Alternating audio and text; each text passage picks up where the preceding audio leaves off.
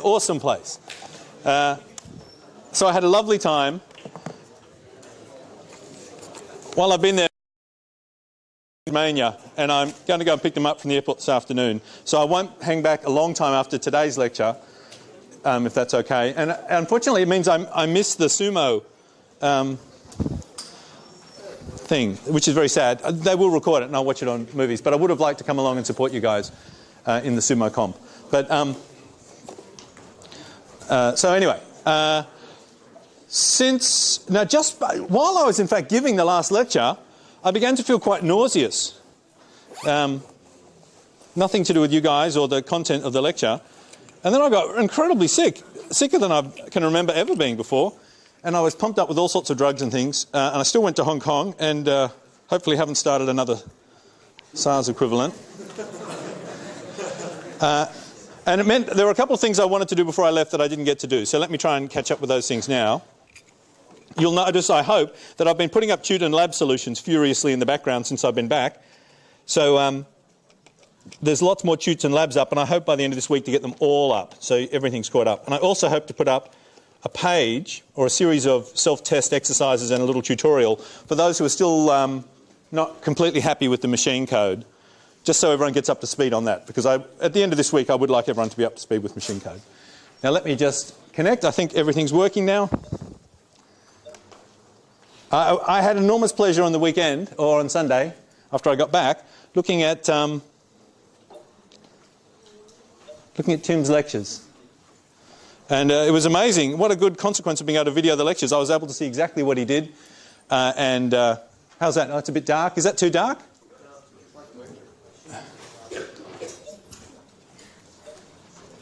Oh, this is this hard line. Ah, yeah. Ah. Oh. Technology's working. Thank you. And last step, connect to the internet. So I was able to see everything that happened. So I'd like to start today's lecture with a little bit of revision, because one advantage I had being able to watch the lectures was I could watch you guys be moving and being restless, and I could work out what bits you got and what bits you didn't get. It's really good. In fact, I'm proposing next year that we wire students up with electrodes so the lecturer can see this information. So it looked to me like all the Monday stuff went perfectly well and was absolutely brilliant and fantastic. And on the Wednesday, it looked like a lot of people got a little bit stressed. I could sense stress in the first 20 minutes of the lecture when pointers were being done and that swap piece of code was run and things like that. So I thought I'd just touch on some of that again. Now why can't that page be displayed? That's not good. Perhaps if I use Firefox.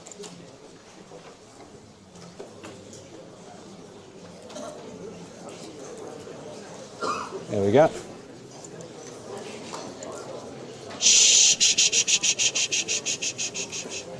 And oh, I am logged in. Oh, I forgot to log out. It's been logged in all this time.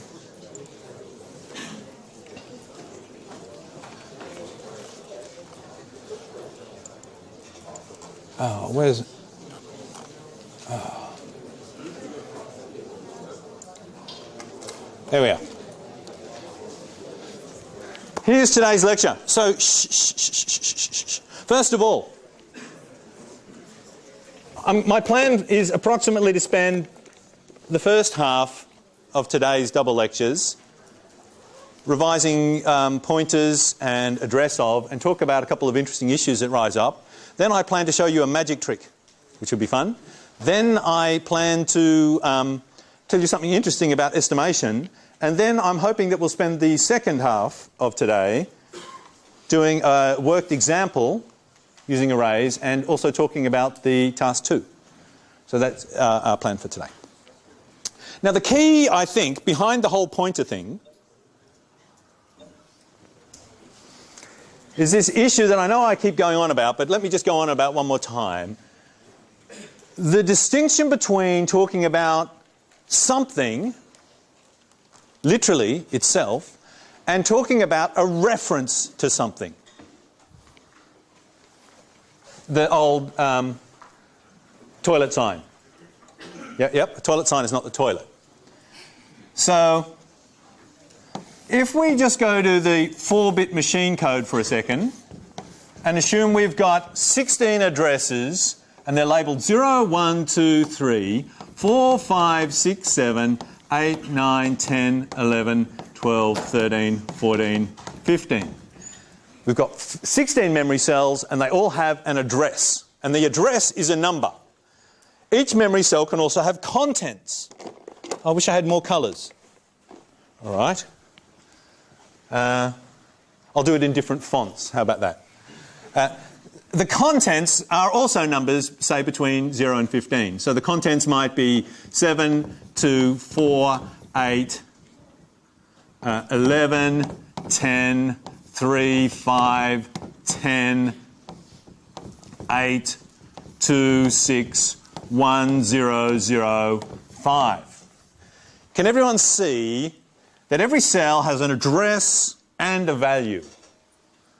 Now, normally when we talk about things, it's clear which we mean, so we just unconsciously disambiguate which of those we're talking about, and everything makes sense. But I'd like us to pay explicit attention to it, because sometimes that disambiguation you can't do explicitly. You can't do unconsciously, you've got to do it explicitly. So let's, for example, pick this cell here, and say that in this cell here, which has address 10 and has value 2, this cell here, suppose I'm going to call that x.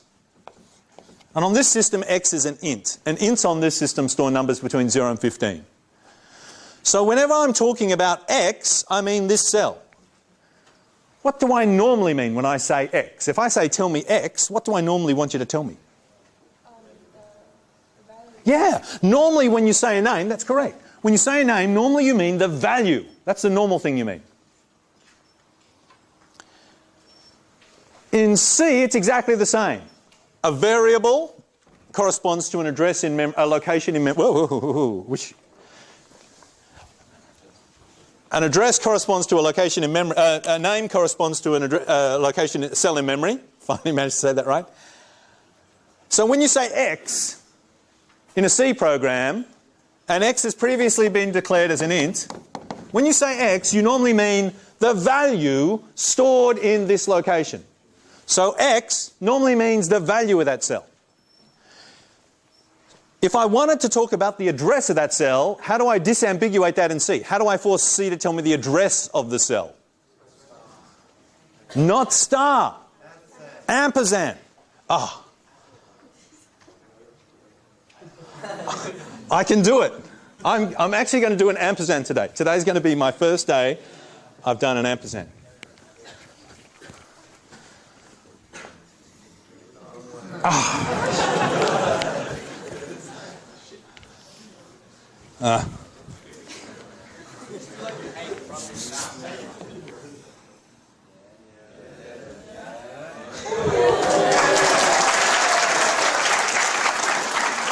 I knew I could do it. I knew I could do it.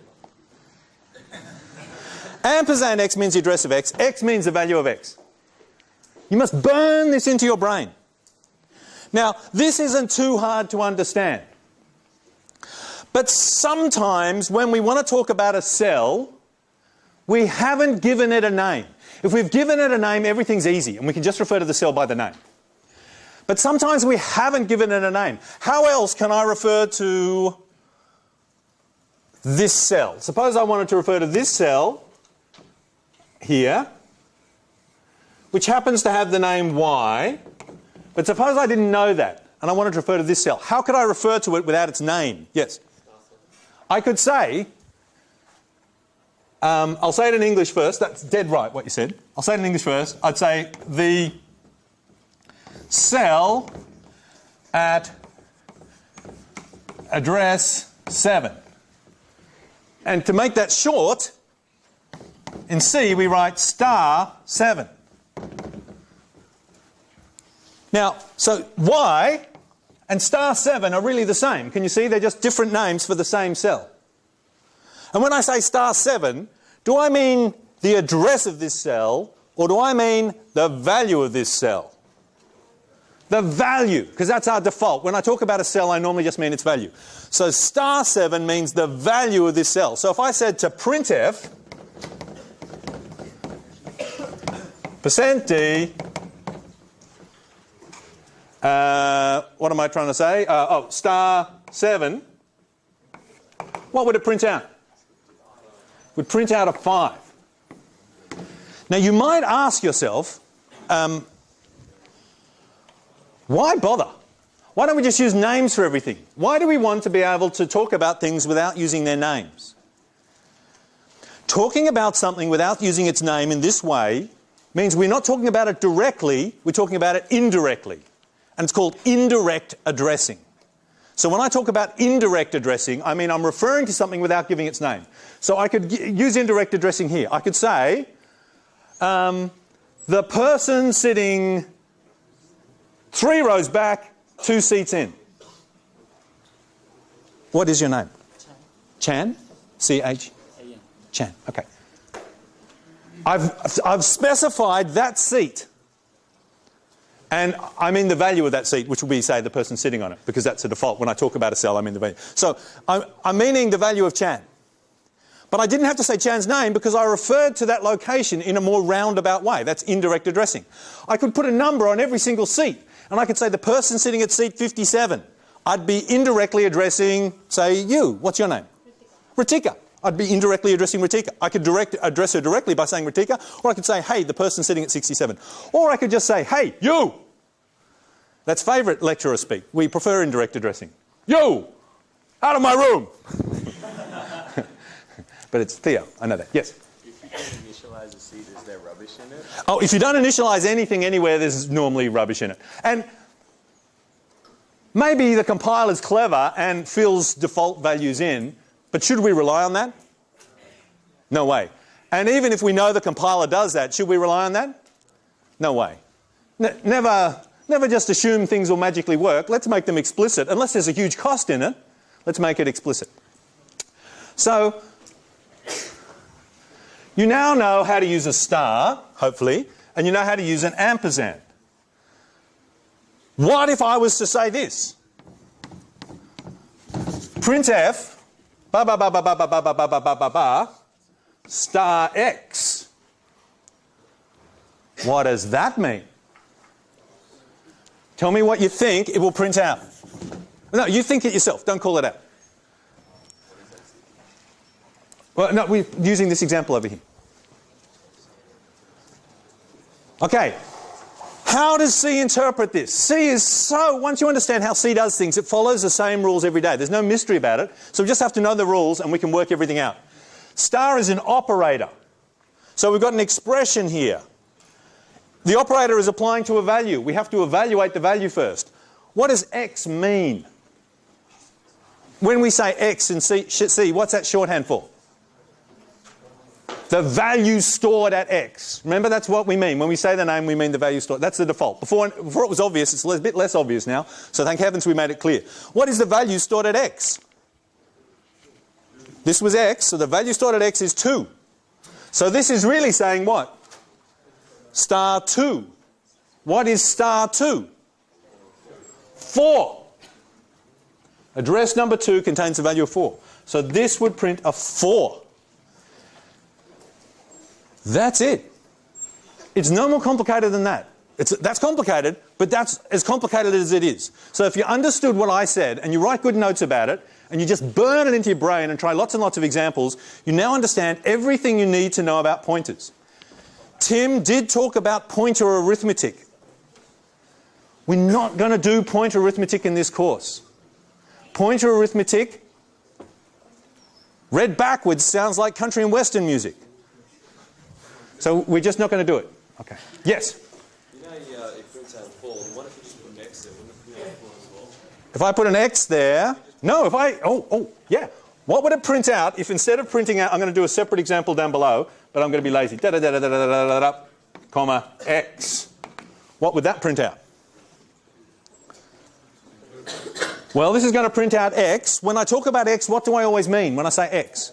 The value of X. What's the value of X? 2. What if I said print out da-da-da-da-da-da-da-da, comma, effortlessly, X. What's that going to print out? 10. Now here's a hard one for you. This is homework. If I said print out star ampersand, ampersand, ampersand, star, star, star x, what am I talking about? It's a number. We're just going to have to work it out. I'm not sure how C parenthesizes these things, so let's put the parentheses in explicitly. Look, this looks like an incredible exam question. This is definitely going to be an exam question. All right, so let's work it out. Well, shall we work out this ridiculous exam question? Yes. All right, what's x? 2. All right, what's star x?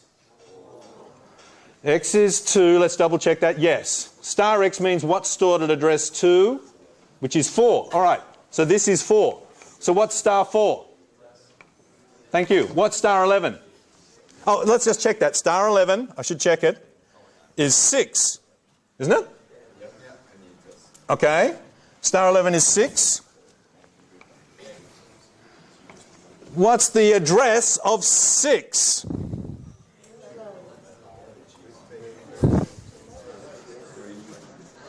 It's 6, isn't it?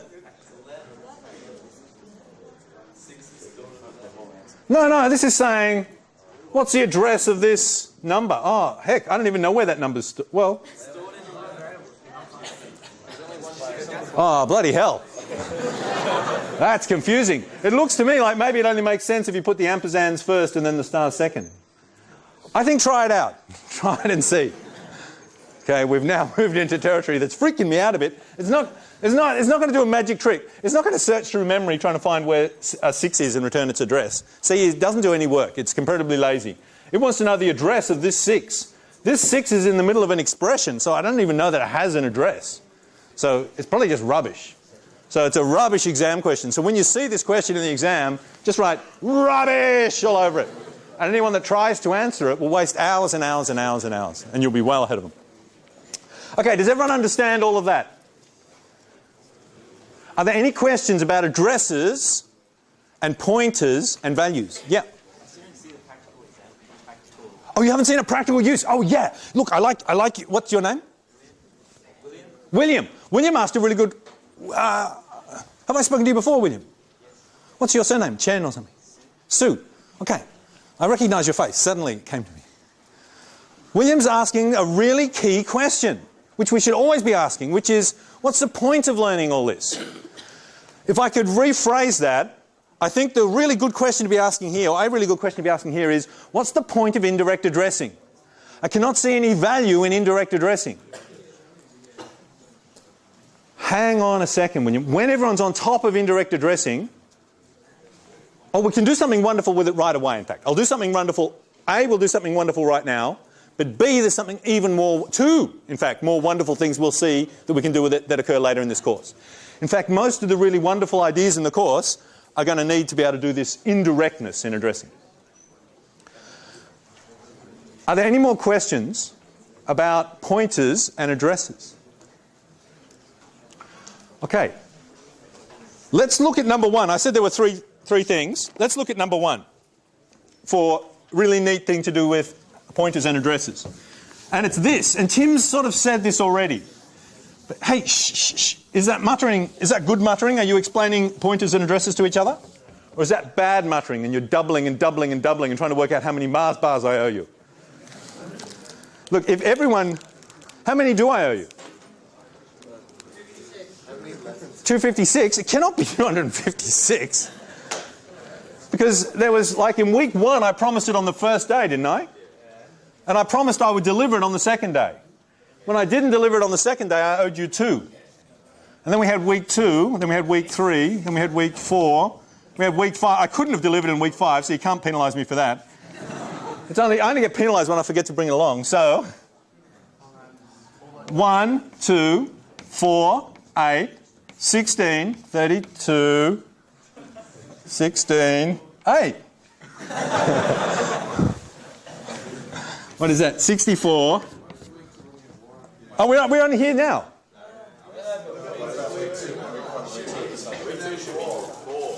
Oh.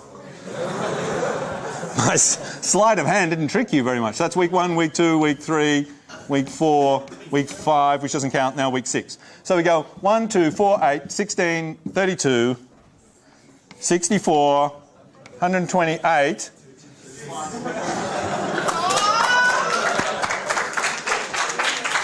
So am I right in thinking next week I'll owe you 1,000? By the end of the course I'll owe 1,000,000? This is the amazing power of doubling.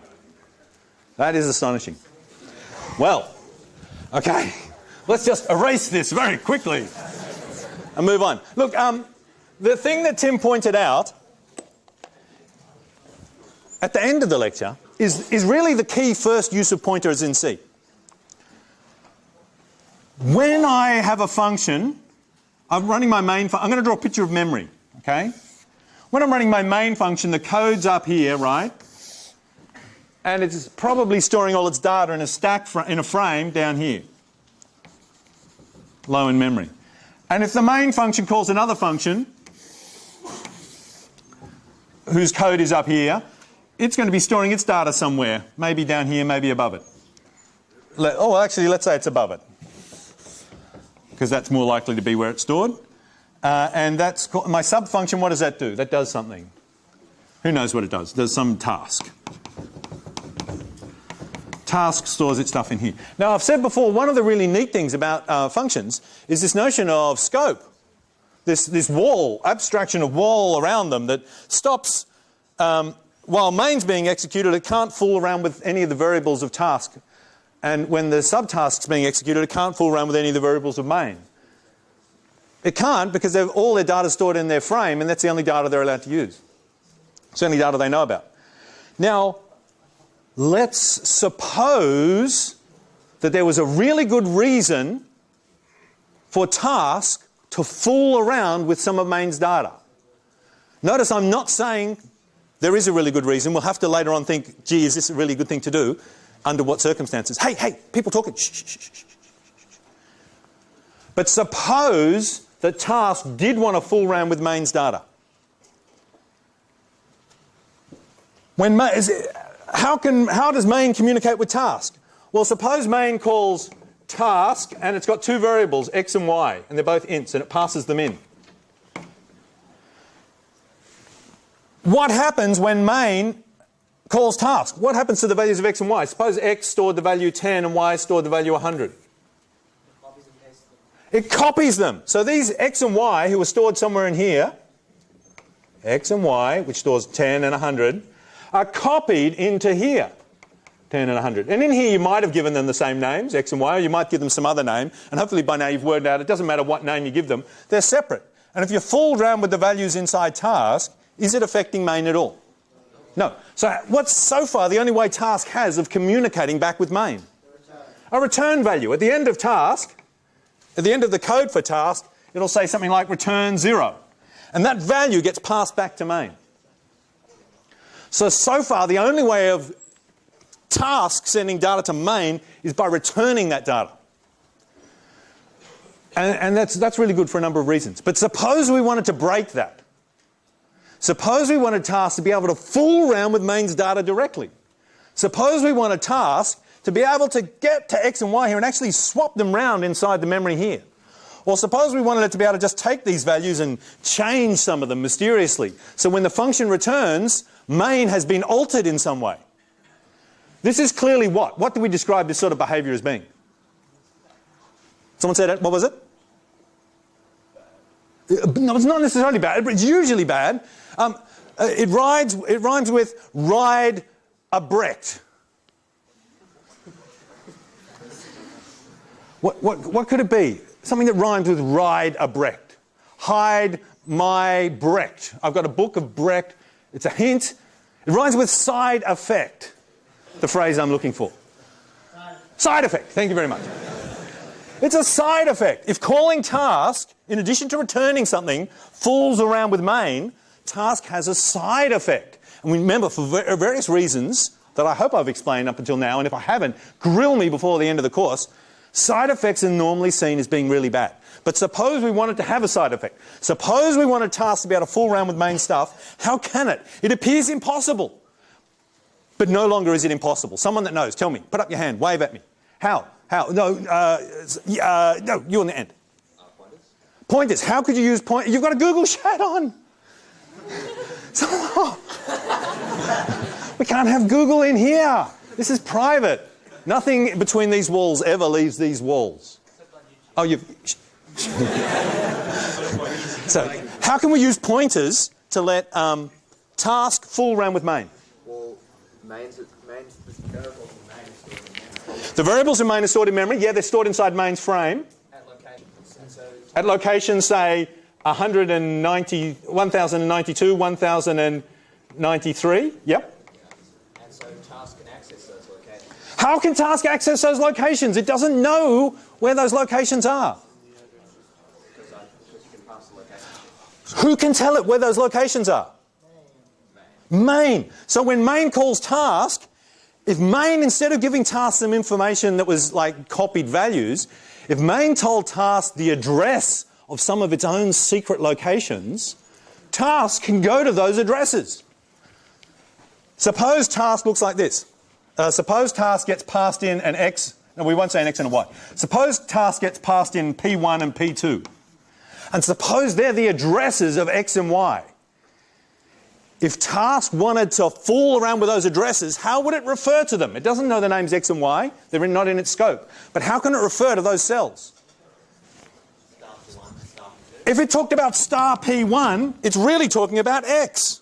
If main passes in X and Y. If main passes, what would main have to pass in? The address of X, the address of Y. If main passes in the address of X and the address of Y, task can access those cells by calling them star P1 and star P2. Does that make sense? Okay. This is neat thing number one about pointers. Does that convince you a little bit, William? Yeah. It lets you fool around with memory inside someone else's stack frame. Now, whether that's good or bad, that's a separate issue. All right, so we've done. And when you can change things like this, in some languages it's called a var parameter. The things you're passing in can be changed. In C, we don't call it that. But if you programmed in Pascal, this is a var parameter. Yes?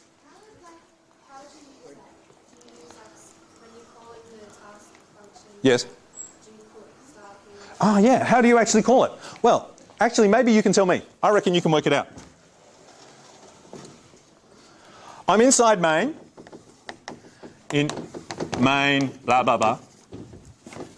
I'm just about to call task. And I want to let it fool around with my X and Y. I've got an int X. I've got an int Y. I want to let task fool around with it. I go task. What do I have to pass into it? What does it need? What does task need to know? Got it. How do I write the address of X? How do I write the address of Y? You got it. So when we pass it in, we pass in the addresses. Now we're in task. Task is void. Doesn't seem to do anything. So void task. Here are its parameters. What's it expecting? It's not expecting ints. What are you giving it? Addresses of ints. Do you remember how we say that? We say int star P1. Int star P2. That's how we tell it where it's expecting pointers. We're passing in addresses. Those addresses are we also call pointers. In C we read this, it's like a little game. Star P1 is an X, is an int, this says. Star P1 is an int. You guys told me before what star P1 is. What's star P1? No. P1 is the address of X. So star P1 is X itself. Yeah, is X. And what type is X? An int. So star P1 is an int. So that's right. The contents of the address of P1 is in int. And this is what we're telling it. In other languages, you write it like this. Int star P1. You say P1 is a pointer to an int. But in C, we don't say that. We say the thing that P1 points to is an int. We put the space in a different spot. You could put the space here. You could put the space here. C is going to forgive you if you put it in the wrong spot, but don't. It'll forgive you in small examples. In more longer or complicated examples, you can actually trip yourself up if you put it in the wrong spot. So star P1 means this is an address of something. This is the contents of that address, which is an int, which is an int, which is an int. That's what we're saying. Does that make sense? Does that answer your question? And inside the code down here, whenever we want to refer to x, what do we have to say? Star P1. So if I wanted to increase x by 1, what would I have to say? Something like star P1 equals... Oh, yeah, I could do plus plus, but let's do star P1 plus 1. Let's do it like that first. Now, this is a rare example in C where it allows you to put an operator on the left-hand side. It really just regards these two things as talking about a single memory location. Normally, all the operators have to go over here. Now, we could say star P1 plus plus. Now, what are we relying on? Yeah, we're relying to the fact that this operation gets called... Here are two operations being applied to this value. We're relying on... Yeah, we rely on this all over the place. We rely on the fact that this happens first and then this happens second. If it happened the other way around, we'd be in the poo, can you see? If it increased the pointer by 1 first and then found what was there, instead of increasing x by 1, it would return the value at whatever 1 after x, which is y. Terribly confusing. Anyway, luckily C does it that way, and that's sort of an idiom. No, it doesn't? Oh, it does it the other way? I got a bug when I tried that. Oh, well done. Cool. So, but for me, I like putting things in brackets, because even when I think I've got it right, sometimes I've got it wrong. Yeah, in brackets it does the right thing. So here, yeah, we're assuming this has high precedence in the plus 1. That's probably okay, but you could put it in brackets if you wanted. Okay, yes? How do you pass that back to main? You don't have to pass it back to main. If you wanted to pass something back, you'd say return, but we don't have to. What we're saying here is go to the address that P1 points to. Yeah, so this is literally talking about the X that's hiding inside main. And it's directly operating on that address. So when it finishes, that's why we called it a void, it doesn't actually return anything. It's already done its evil work. You know, normally a function does its work and then says, and here's the output. But you say, do some work. She goes away, and I say, have you finished? She said, yeah, man, I did it a long time ago. Well, you were still talking to me. Okay, that's what happened. It's happening in the middle. It's updating while it's running.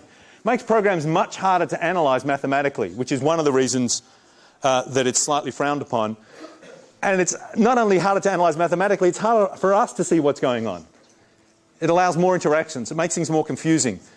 Confusion is always bad in a program. There's always enough confusion inherent in the problem. We don't need to add more in the particular way we solve it. So we normally strive to minimize confusion. So side effects tending to be more confusing are often avoided wherever possible, usually avoided wherever possible.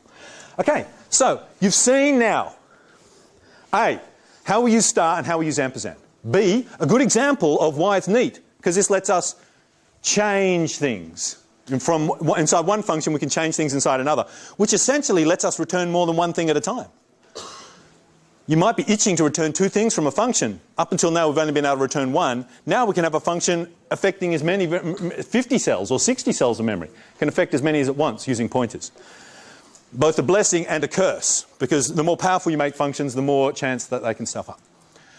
Okay, so we pass by reference, how we do it, why we do it. Okay, I've just said why it's bad about it, but people still do it. What's good about it? What's good about... Oh, did I say one's passing by reference, one's passing by Firefox is ready to install? Let's just... Okay. Pass by value is what we normally do in C. That's when things are copied. So when you pass information to a function, it gets copied across. Pass by reference is when you pass something in, you both share that same thing. And if the function alters it, it alters the original that you've got. Pass by value means you give them a copy.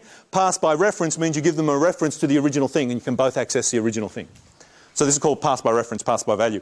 Well, pass by value makes a lot of sense, but pass by reference, which I've been poo-pooing up until now, and we've looked at how to do it, it does have some advantages. Why might you pass by reference? Why might you not want to do that copy? Yes?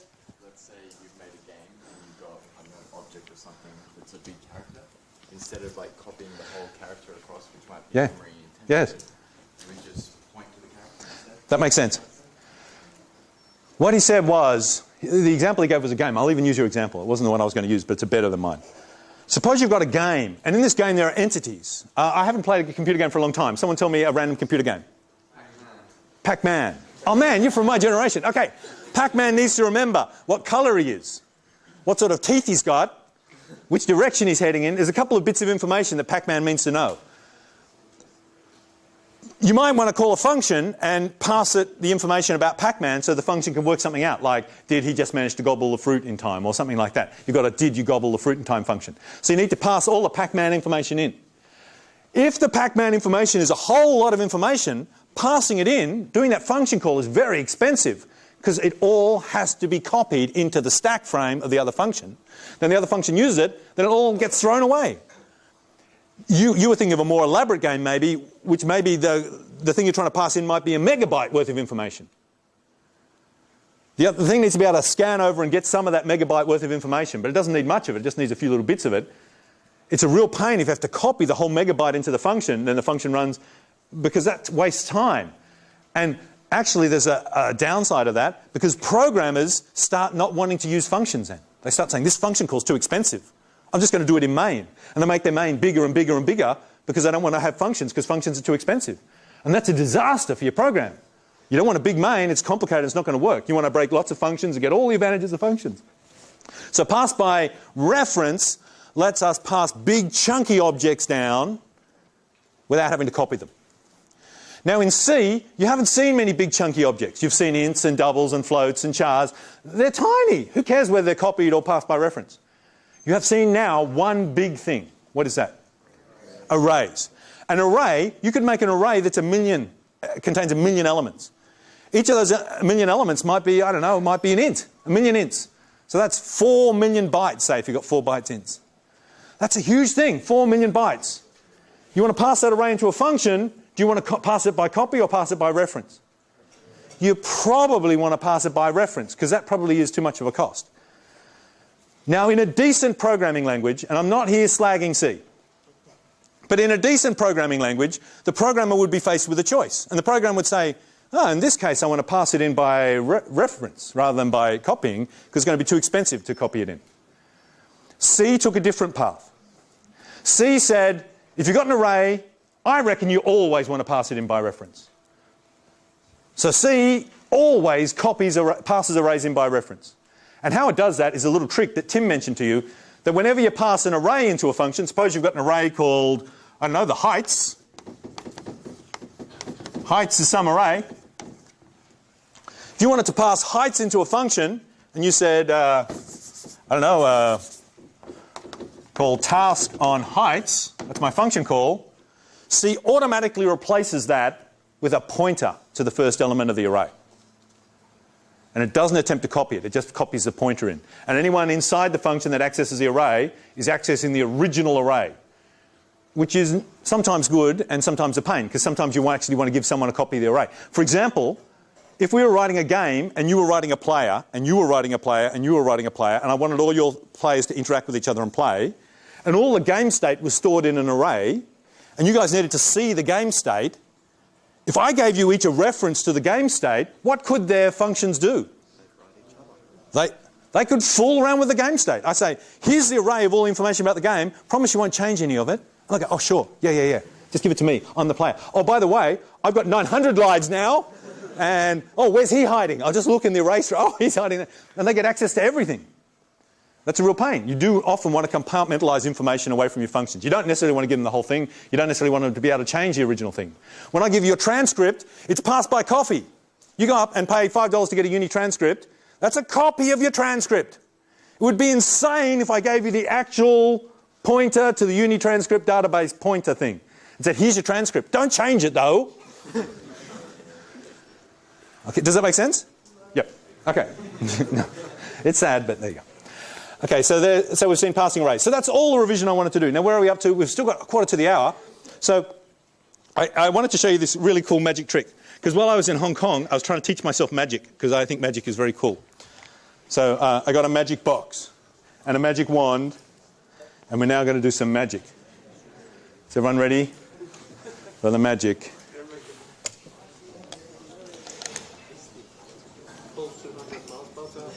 Pull 200 Mars bars out of my pocket. I don't know what you're talking about. Now here we go. Okay, go. Go. Oh, no. It's not working. Oh, well, my mic fell out. Oh, everything's not working. Sorry, guys. We've had a technology breakdown. You go here, you go here. Ta-da! Thank you. I make a document camera disappear. Its usefulness disappear. All right, I'm gonna need a volunteer to check I'm not cheating because I'm not going to be able to do it on the document camera. Can I have an impartial volunteer? Oh, me. Okay, Richard, you can be the impartial volunteer. No, hang on. People might suspect that. You told me. Don't tell me, Ritika. Come up here. Come up here. You can be the scrutineer to make sure I'm not going to cheat.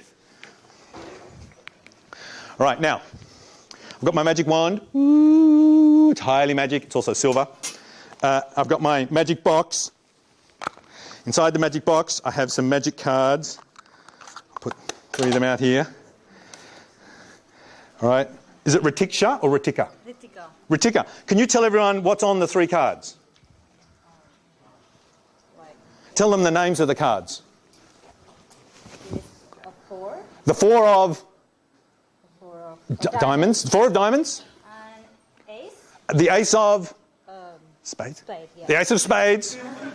No, that's fine. And what do you call that? The Queen of Hearts. The Queen of Hearts. Okay, does everyone remember? 4 of diamonds, ace of spades, Queen of Hearts.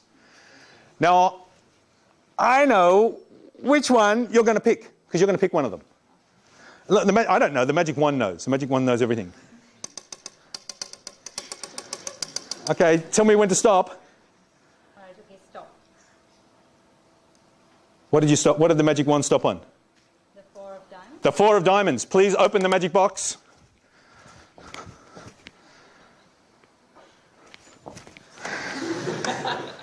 Show everyone.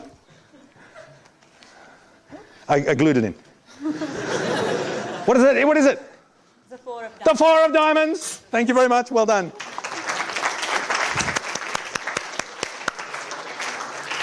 Would you say that is the most impressive magic trick you've ever seen? Do you want to see it again? Okay, I need another volunteer. Saw someone in half. Volunteer from you. Yep. Come down. Okay. Just check the magic box is ready.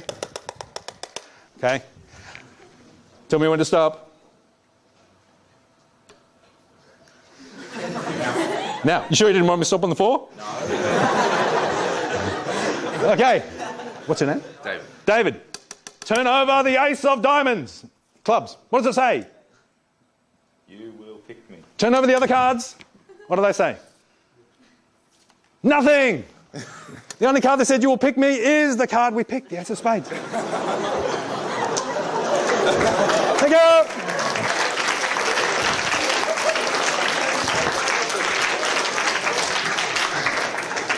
Now, a good magician never reveals his trick. But do I want to have a third volunteer? Yes, please come down. Oh, can you get down? Okay. Okay, tell me when you want me to stop. Ooh, somewhere around the Queen of Hearts. Take my magic wand, turn it over.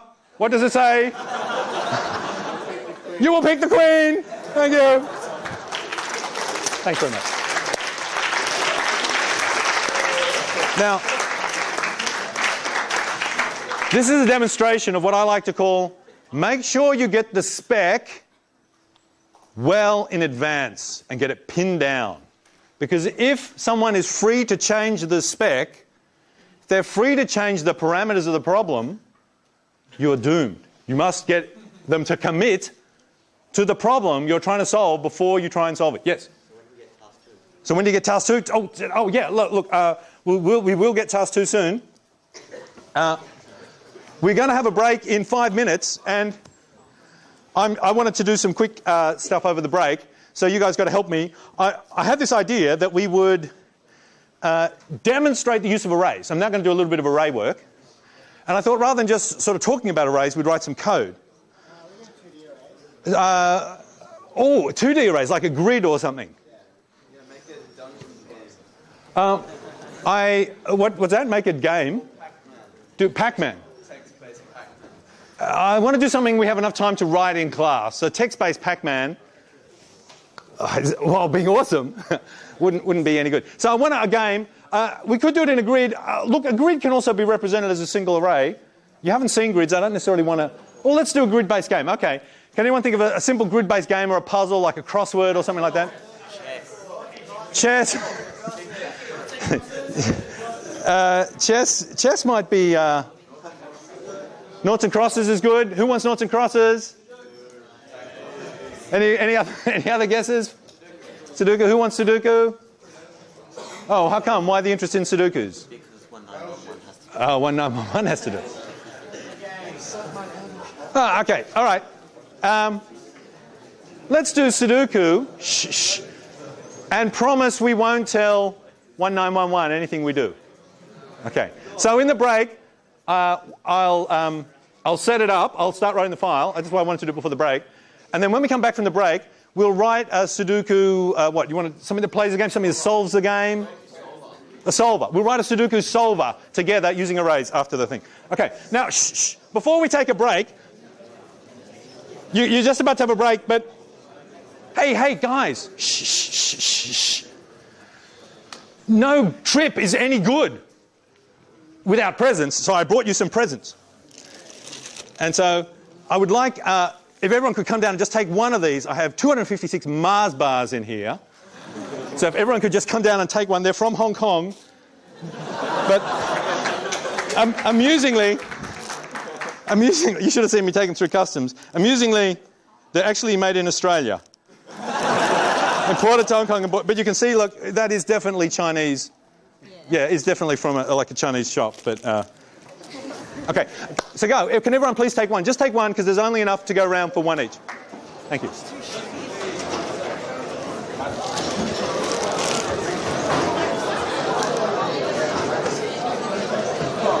Task 2 possibly be a Sudoku solver? That's a reasonably hard task to do. Oh, no, it's trivial. We'll do it. We'll knock it over in the lecture. Yeah. All things possible? Yeah. What, brute forcing? Oh, well, you wait and see. Let me think about how we're going to do it. I need a couple. An exam question from UNSW that, like, those computer question things, that was meant to be the hardest question. Which one? I think 2005 UNSW high school question, that was the final question. Oh, the 2005 one. I think it was 2005, yes. I wasn't doing it in 2005. I think I stopped in 2004. So it would have been someone else. Yeah, but... So I don't know those questions. But yeah, sure, get me some of those questions. I'll set them. Sure. Oh. But we'll do this now. Yes? Just wondering about when you had the... Yeah, do you want to come over in here? We'll have a look. I've been programming for a bit. Yes. But, like you mentioned, I usually have the stars next to these because it's of type point. Oh, yeah. I mean, that's how Pascal works, but that's not how C works. C plays this game that this expression evaluates to that. And now, the reason, I mean, C will forgive you. If you put the star over here, it just thinks, oh, you put the space in the wrong spot, and it just moves it across for you.